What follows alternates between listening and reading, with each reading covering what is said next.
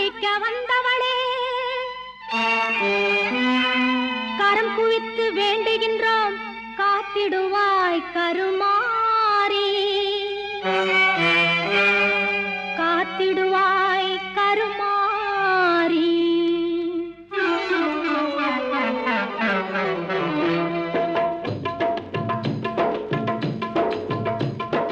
மாரியம்மா எங்கள்